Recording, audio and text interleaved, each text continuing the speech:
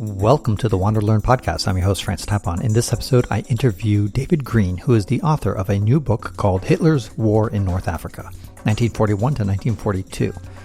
In it, we cover a lot of the details of the book and what war was like in North Africa. I'm keenly interested in this because, of course, I'm writing my book about Africa, and so I'm interested in what went on in World War II in North Africa.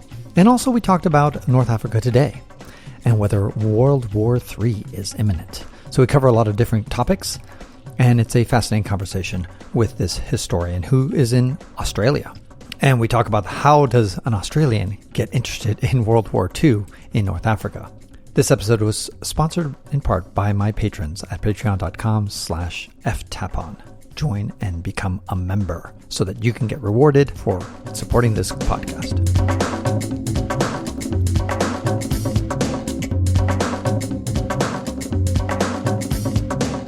Before we dive into all World War II and North Africa, and eventually we're going to end with talking about North Africa today, let's first start off with your background yourself. Tell me a little bit about yourself and what got you interested in North Africa. What were you doing before that? As a child, I grew up watching television, movies, and so forth, and building model airplanes and tanks. And I guess I always had a fascination with the war that was in North Africa. You grew up in Australia, correct?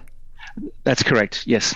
So this is what is so incomprehensible. You're a child in Australia and you got interested in North Africa and the war going on there and the activities going on there. Why? I mean, it would seem to me that an Australian child would be interested in the war in the Pacific during World War II, right? Exactly. And if I may, I guess my first encounter with the Second World War was my father grew up in a country town in the state of Victoria, and there were American soldiers billeted with him. And I remember being, younger than 10, and I was asking why. What were the Americans doing in a country town in Melbourne, Australia? And of course, this was after the Battle of Guadalcanal. And so the more I read, and then I learned that the Australians were in North Africa. And to me, that seemed incredible. Like, what were Australians doing fighting the Italians in North Africa? And of course, this was before the Japanese had entered the war. And so I guess the concept of a global war came to be, and it was a world war. And so in a roundabout sort of a way, it was like, well, Australians were here. They're also in England in Bomber Command and so forth. So the more I read, the more I became intrigued behind the Australian story in North Africa. Fascinating. So I want to read just a very short excerpt of chapter 1 of your book, where you say, kind of summarize the book to some extent. And you said, when marching through the desert heat with burning throat and blistered feet, and you didn't actually say this was anonymous, but I love the quote. When marching through the desert heat with burning throat and blistered feet, amid choking dust and blinding sand, you cursed the day you saw this land.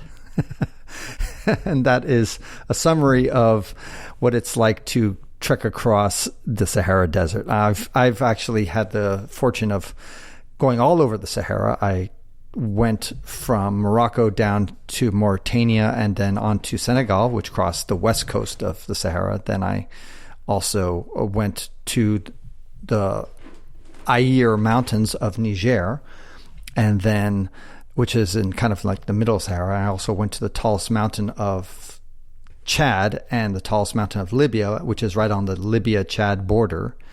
And then I also went all the way down to southern Egypt where it meets Sudan. Anyway, so I've seen basically a lot of the Sahara. And I read your book with great interest because it just describes some of the conditions that these soldiers had to face. And it truly was utterly incredible. What was the things that kind of took you aback? I imagine you've seen the Australian outback, and so I imagine there's some similarities there. I've never been to the outback, though. Oh, you must come. I'd love to host you because it's this wonderful desolate wasteland, as indeed is the Western Desert of North Africa. And I think for a lot of Australians and also for a lot of the German soldiers, their ideals of the desert was pretty much summed up, or it was through the lens of a Hollywood movie of palm trees and camels and oases and so forth. So when they arrived in the desert, it came as a really rude, nasty shock. And I think for many soldiers, the desert was a hot place, but not realizing that in winter it's terribly cold. Yes. It's freezing at night, Yes. and so on the one hand, there were no palm trees once they left the coastal ports. There were dust storms that sometimes raged for days. It could be blisteringly hot during daytime and freezing at nighttime. And then over and above that, all sorts of disease, and it really was not a pleasant place to live, nor indeed fight a war. And I think that was a shock. And I think for many of the Germans, they became homesick because the distances were so vast without any sort of visible landmarks, if you like, because there were just these vast horizons in which there was no landmarks. And so they were fighting across these plains that were effectively worthless. Right. Which is so paradoxical. It's like we're investing all this machinery and all this manpower and lives to fight for sand. It just seems so paradoxical, which then brings up one of my key questions to you, which is, I know that one of the main reasons that the Axis, the Germans and the Italians, were going for into North Africa was to control the Suez Canal. And I understand the strategic importance of the Suez Canal because it allows for petroleum and all that and goods to travel across. But why was that more interesting than Gibraltar, the mouth of the Mediterranean Sea? Okay, so I guess to answer that question is to take a step back and understand why the Axis were in North Africa and why they were fighting for Egypt. And at the very beginning, the Axis alliance, the two parties, they were uneasy bedfellows, for want of a better term.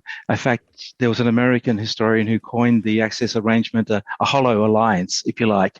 The Mediterranean was under Mussolini's sphere of influence. He wanted to establish a new Roman Empire, if you like. Hitler looked to the east. He wanted to expand into Russia, for Lebensraum, living room for the German people. And so it was only by default when Mussolini invaded Egypt and then was taken back by General Wavel's coalition army, practically to Tripoli, that the Germans had to intervene to save Mussolini's skin, if you like. Because if Tripoli had fallen, then the Axis partnership may have been in jeopardy. Mussolini may have been ousted from power.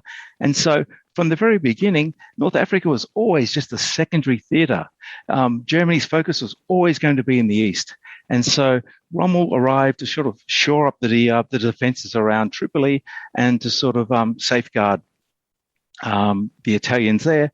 He was a brash, bold tactician who saw the opportunity and started to branch out towards Egypt. And the rest, as we know, is history. So far as he the lure of the Nile, I guess, was in his eyes, and so he sought the Suez Canal as well. But at the same time, this is always a secondary theatre, and I think Gibraltar. Was attractive as it was. The Suez Canal was also attractive, but this is always a secondary theatre. And it wasn't until, I guess, maybe the conquests in Russia were going in Germany's favor that suddenly attention was placed momentarily on the conquest of North Africa, maybe even into Arabia and so forth. But this was very, very short-lived.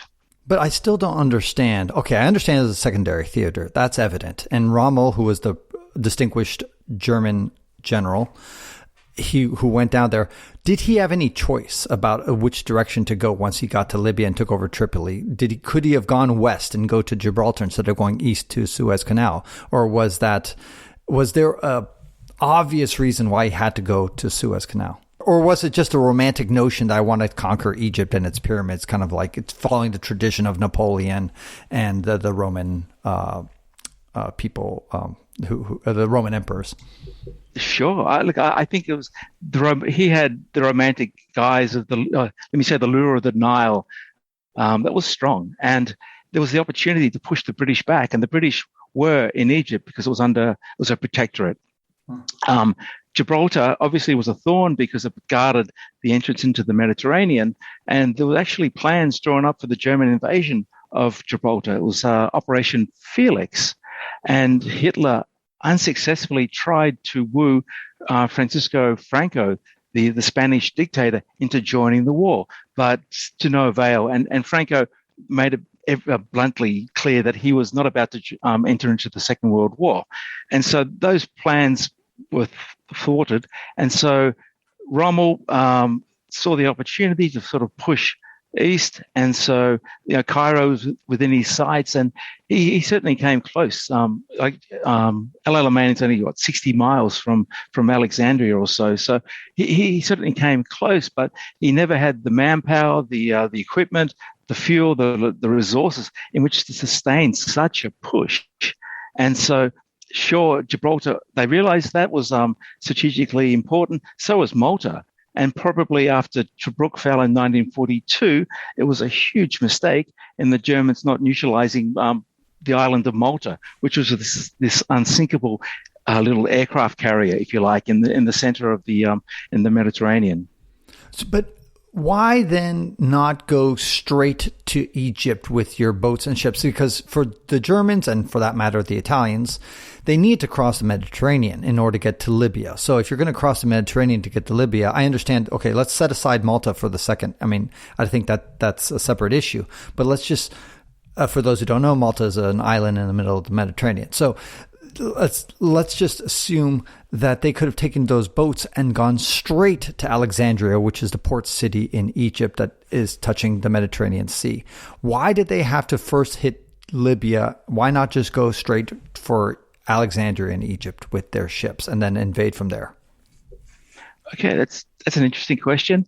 I guess just in bringing supplies to the main Libyan ports of Tripoli or Benghazi, the predominantly Italian fleet had to run the blockade of the Royal Navy.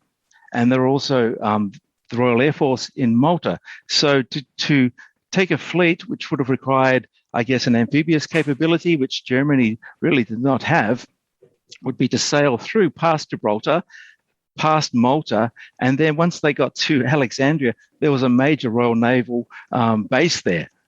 And so I guess the odds were not in their favor to be able to mount any sort of operation, which at the end would have been, they would have faced the Royal Navy. So it would have been a difficult undertaking. The Italian Navy was always it was hampered by a shortage of fuel oil. And once again, the German Navy, its focus was elsewhere. And so they had enough trouble just taking the shortest route from, say, Naples to Tripoli, let alone the passage past Malta into the jaws of the Royal Navy, who are based at Alexandria itself. I see. Okay, that's good. A good explanation. Now, David, can you explain to me something that surprised you in all your research? This is a very well researched book, and again, it's about Hitler's war in North Africa from 1941 to 1942. So, tell us a little bit about what in your research because you probably already knew a lot before you got started, but there's some things that you kind of surprised you.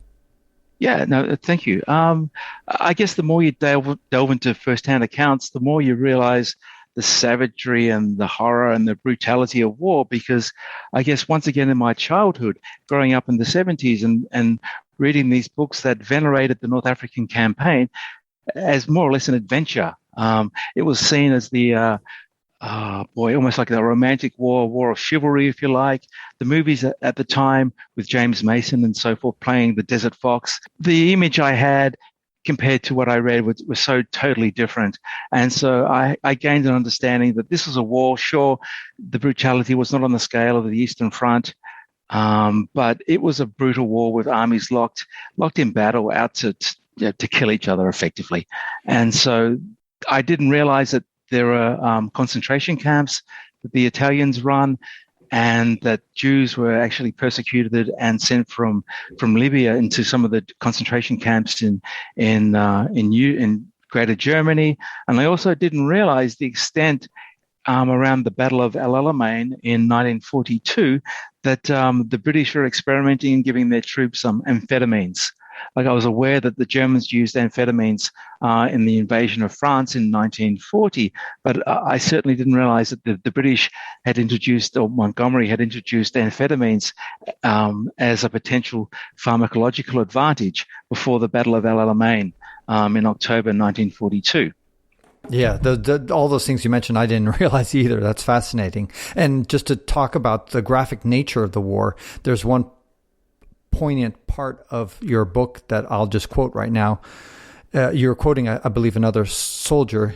Men hanging halfway out of the tanks with their legs blackened, and these dropped off when we pulled the bodies free. Heaps of gooey black stuff inside the tanks, and these heaps had been men. It's horrific. Yeah. And once again, I grew up in Australia with a lot of ex-soldiers refusing to talk about the war. And because I, as this, I guess, naive youngster, wanted to learn more, but it was always, look, Uncle Freddie doesn't really like to talk about it, or Uncle Bob, those experiences, he would rather not go there. And it's only now that I realize what they endured and what they saw was absolutely horrific. And so now I can understand their motive for, I don't want to talk about the war. And so it was a very stoic generation, and a lot of these soldiers took their memories to the graves. But fortunately, in accessing these diaries and these first-hand accounts, we can build a picture of what the Desert War was really like. Right. And there was another passage that actually surprised me. As I mentioned, I have significant experience in the Sahara Desert, and it says, I quote you, "The desert was an unforgiving setting where simple scratches, grazes, or insect bites were easily infected." These were called desert sores, as they were known. That's interesting, because I never was careful about that when I was trekking around. I was climbing mountains. I was trying to climb the tallest mountain of every African country. And I suppose I just wasn't exposed for a long enough time period. And I think that's probably what eventually gets you, right? I think so. And I also, I read that it may have been 8 weeks between baths. Like, there was such a minuscule ration of water, so men couldn't wash. Sometimes they couldn't shave for weeks on end. A bath was an absolute luxury. At the same time, there was a plague of flies, so the smallest cut was so easily infected. And so the hygiene was a huge problem. And I think something else I learned was, at certain times, there were more casualties, i.e. men out of operation, not so much through injuries or so forth, but stricken with disease. And these armies are rife with disease. And I think that sort of runs also counter to a lot of the visions that we have of this romantic war in the desert across these rolling sand dunes, when you've got these men who are either stricken with hepatitis, diarrhea, or these infected sores all over their legs. So it's really quite a horrific thing to think about. Absolutely. And another thing that's horrific that I had never imagined was the idea of an airplane coming down to attack you while you're in the desert. As you point out, clear air and a dearth of cover, conversely, made aerial attacks deadly. And of course, it makes complete sense. You're just sitting out there, you're exposed in the desert. There's no tree you can hide underneath. There's no rock that's going to protect you most of the time. There are parts that are rocky in the Sahara, but the bottom line is you're just exposed. And all of a sudden, these planes can come in and just strafe you and just drop bombs without mercy, without any kind of way to protect yourself. You're just a sitting duck, literally. You are a sitting duck. And I think I read accounts that the Australian soldiers were advised to dig a slit trench at any opportunity for this particular purpose. And of course, as you point out, there were parts of the desert that were rock. You just could not put a pick into the soil. And sometimes they found out where the desert rats had burrowed into various crevices or things, which led them to sort of see that where the sand was soft. But to your point, there's this rocky surface where you're a sitting duck in the open. Right, right. If there's one message that you would like people to learn from your book, what would that be? I think we touched upon the horror of war, and I think we need to remind ourselves just how barbaric it is. And we're in a stage today where there's potential. There could be World War III in our lifetime, I guess, is where I'm headed. I read the news reports, and I think we need to be reminded just how awful war is. And for the younger generation who play these video games and so forth, I think you really need to read what it's like to have been there. And if anything, this book's an anti-war book. And if I can sort of bring that sort of realization, I've succeeded.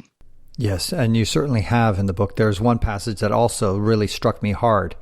I quote you, "Petrol was sometimes more abundant than water for the British troops, who used the volatile fuel to cook with, even to wash, clothe, and equipment, though at a cost." And the cost was that those clothes would eventually disintegrate if you keep washing it with petrol. I'm like, that's just like incredible. Here's what I don't understand is like, I wouldn't even want to wash it with petrol. I mean, I'd rather have it be dirty than if there's no water. Okay, I understand. But then why wash it with petrol? Is it just that? Is it still better to wash it with petrol than to not wash it? I guess driven like necessity is the mother of invention. And just with this paucity of water, there was no alternative. And so to have to use petrol, it's incredible. And there are all sorts of wounds and burns with these makeshift stoves, because what sometimes the soldiers would do was to say brew a kettle of tea, they'd pour petrol into the sand and light it. And so it was this burner, which was obviously fraught with danger. But, washing your clothes with petrol, no thank you. But what alternative was there? Right. And now how did the German General Rommel finally die?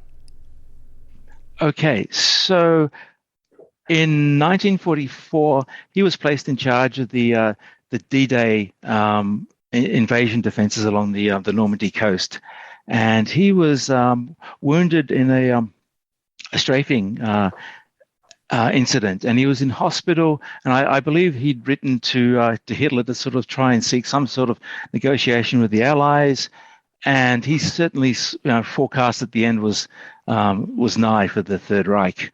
And after the July 20 bomb plot to assassinate Adolf Hitler, during the interrogation of one of the conspirators, Rommel's name came to light, and so he duly received a party of Gestapo officers who visited his home, and the choice was given to him.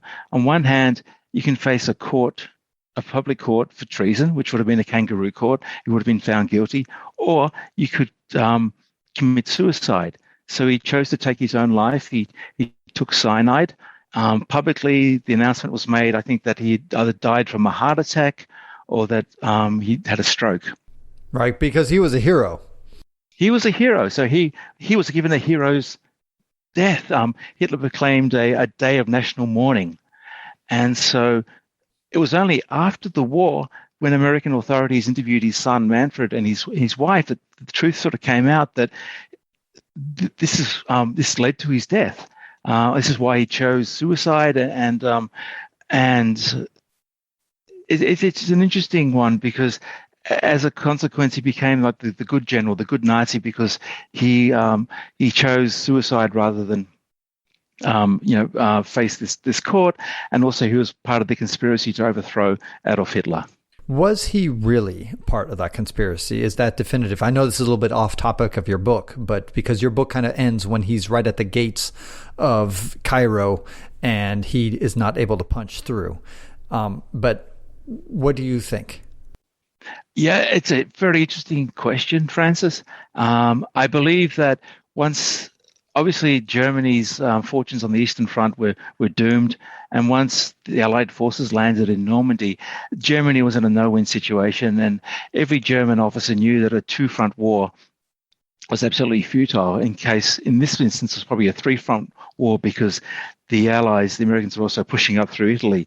And so in this hopeless situation, I can certainly see him, Rommel, and at the beginning of the war, he was very much in Hitler's good books, and I think he saw no alternative than to seek an end to this war, it was a foregone conclusion that Germany was to end up in ruins. Got it. Okay. Now, what do you think of present day North Africa? Are you hopeful about the situation in those five North African countries, or do you find the situation more hopeless, or some combination? I think 10 years ago, when the political and economic conditions that led to the Arab Spring, and I think the whole world watched to see where this would go, and here we are 10 or 11 years later, I'm not really sure the conditions have changed that much. Maybe in Tunisia, and I'd value your input, Francis, because I think we're all waiting a good news story, and I don't think that good news story has really happened. As a sideline, I think it was April this year when they were moving the mummies from the museum in Cairo to this other dedicated museum in Cairo, I believe it was. And so this amazing procession was held, and the world was looking at Egypt, and it was a good news story, and it gave me hope that over time, hopefully things will work out. But at the same time, I don't know, like Libya is probably regressed. Anyway, I look back 10 years ago with a lot of hope. I think my hopes are being dashed. Yeah, I think a lot of people have felt the same way. I mean, certainly the Arabs themselves who dominate North Africa are very much disillusioned. There was an incredible amount of hope during the Arab Spring, and to a large extent, pretty much every single country is currently, as Obama called Libya, a shit show. And you could call the entire North African region a shit show, except for perhaps Morocco, which is relatively stable at the moment.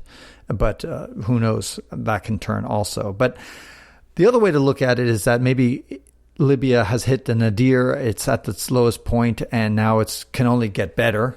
I mean, potentially. So it's hard to imagine Libya getting worse, but of course, anything's possible. Speaking about things getting worse, you kind of alluded to World War III.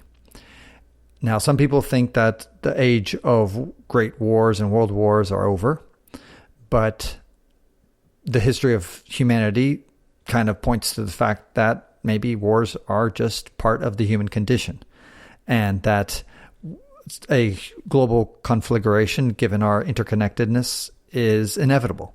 What do you think? Oh, there's a quote I think I read recently that what we learn from history is that we don't learn from history. Right. And I look at a map and I look, for a start, there's Korea, which is a rogue state. I look at Iran, and there's the American Iran issue. And then I look at Iran and Israel. And then I look towards Kashmir, and I look at India and Pakistan. But I think the issue the country that keeps me awake at night is China, and Xi Jinping's desire by 2050 to bring Taiwan back into the fold as part of the one nation policy or something.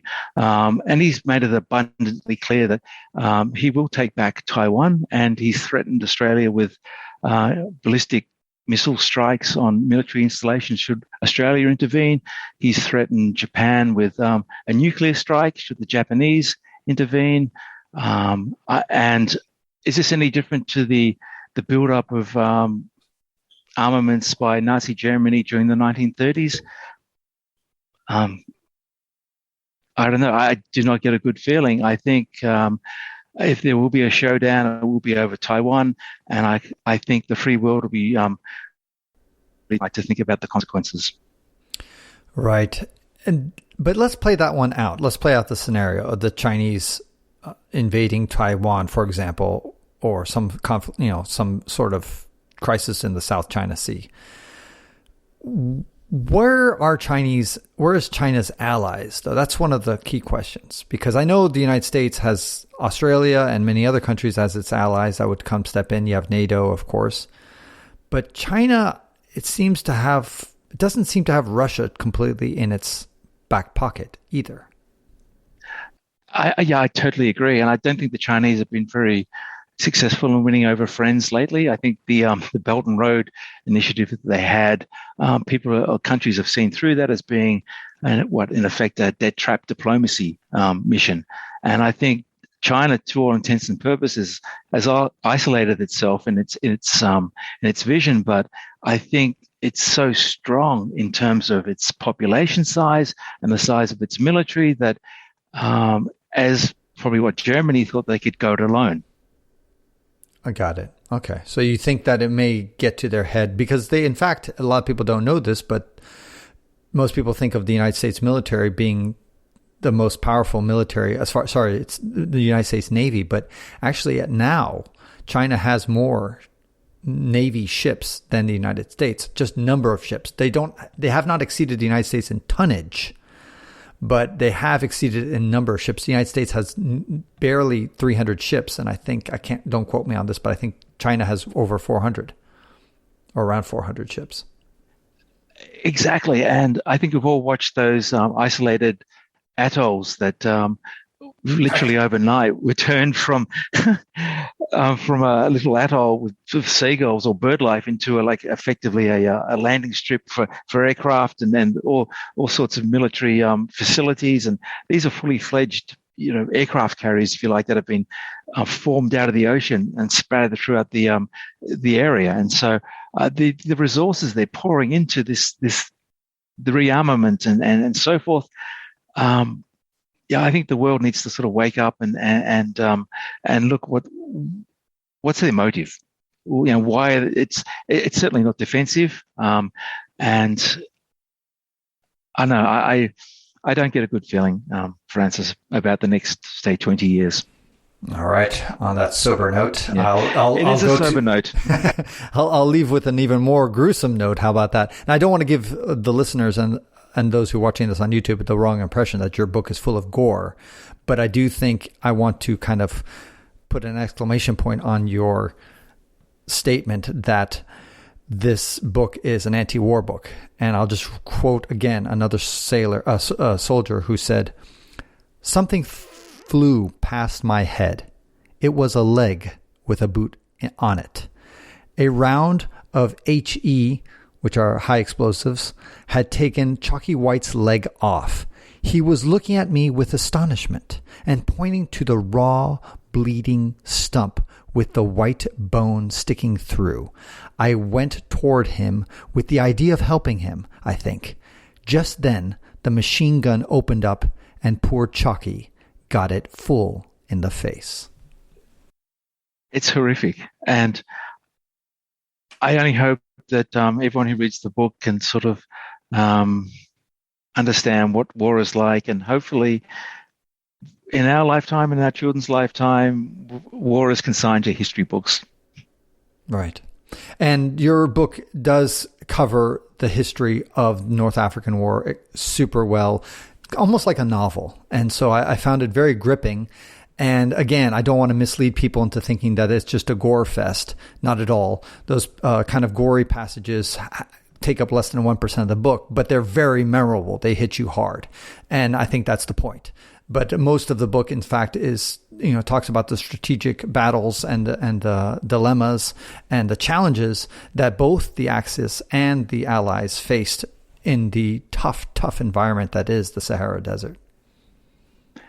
Yeah, indeed. And I think one thing which struck me time and time again was Rommel's disregard for his supply lines. And it was like his soldiers would say to him, "Where's the fuel for our trucks?" And it would be like, "Well, go capture it." And at certain times, the majority of the German army was reliant upon captured transport. Right. It's incredible, the innovation And the fortitude that the Germans had, certainly in contrast to the poor Italians who just were completely the opposite. They seem to really cave in so quickly.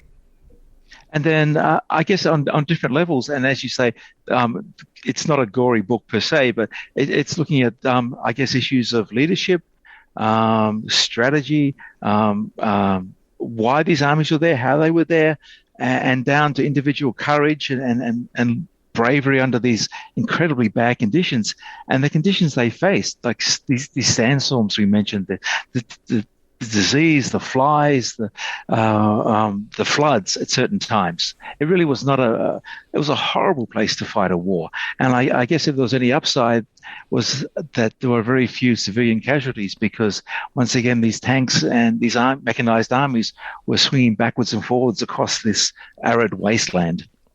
Right. What's your next book in you? Or do you have another book in you, or are you kind of kaput? Well, actually, given that we're in lockdown, I've got, and there's an abundance of online archives, and so I'm lucky that I can work here, and I've got time that I can sort of keep myself occupied, which I think is important in times such as these. So what I'd like to do is build upon the first-hand accounts and the letters that were written at the time, because I think letter writing, it's a lost art, and some of the letters that were written at length to loved ones back home were quite extraordinary. So I think I'd like to explore that aspect more. Excellent. Now, how can people follow your explorations? Do you use Twitter, or you have a website, or Facebook? I have a Facebook site under my pen name, which is David Mitchell Hill Green. Great. I'll put a link to those things on the show notes, as well as a link for people who want to buy it on Amazon or wherever, so that they can find out more about your book, which is, again, highly recommended. And I wish you the best for that. And that concludes this episode of the WanderLearn podcast, where we explore travel, technology, and transformation. If you'd like to see the show notes with links to what we talked about, or if you'd like to comment on the show, or if you'd like to ask me a question, then go to WanderLearn.com and click on this episode. If you'd like to connect with me, just remember Tapon. That's my first initial and my last name. Tapon is the username I use on all social media. You can also get to my website by going to ftapon.com. And here's one last reason to remember Tapon. If you like what I do and would like to get rewarded for supporting my projects, then go to patreon.com/ftapon. That's where you can pick up some remarkable rewards for as little as $2 a month. And now for 5 quick favors. Number 1, subscribe to the WanderLearn podcast. 2, download it. 3, share it. 4, review it somewhere. And 5, sign up for my newsletter at WanderLearn.com. Our theme music was composed by Eric Stratman. This is Francis Tapon, encouraging you to wander and learn.